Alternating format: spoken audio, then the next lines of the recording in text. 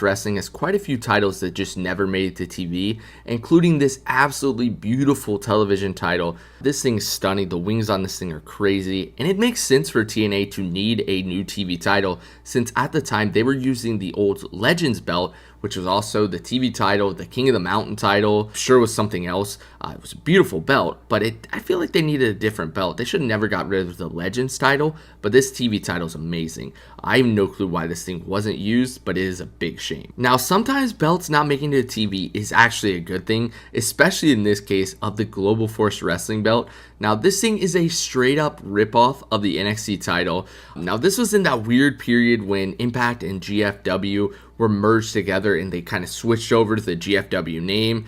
It was just such a weird period of the time for the company, but I feel like 100% if they would have used this title belt, they would have been sued because there's nothing really changed. The final Impact belt that was on this list, it was never used, and that is the International title, which I can say is definitely a weird one. It kind of just looks like a stretch out big gold belt, but I think the belt could have worked with a few slight changes. To the best of my knowledge, TNA or Impact never end up creating an international title, which is weird, but I think this is more of a thing where belt companies produce belts to show off their work to different wrestling companies, and that's what the next two belts on our list are. And that next belt is actually a modern, current European title belt. This thing is incredible. I think this looks way better than the actual European title that was used years ago. I mean, it should be. I mean, belt making and designing has come a long way since then, but I think this thing is absolutely beautiful. I think this was made by Leather Rebels, don't quote me on it, but I think it definitely would have worked perfectly in NXT UK as like a mid-card title. It was a shame that it was never actually used.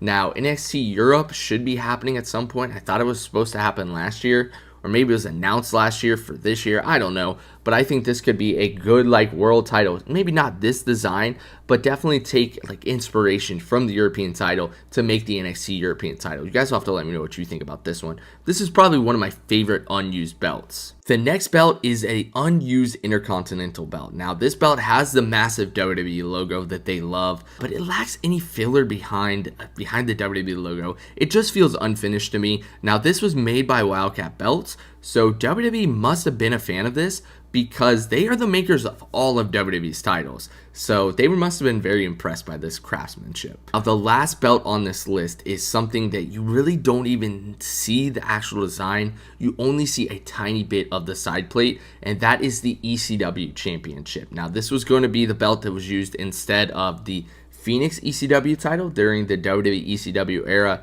and no one actually knows. Well, a couple people know what this belt looks like, but it's in a crate at WWE Warehouse. You can see it in this picture, and all you can see is a tiny little sliver of the side plate where you have the WWE logo with chains. I definitely would love to see what this belt looks like. We probably never will. With a lot of these unused belts, there's probably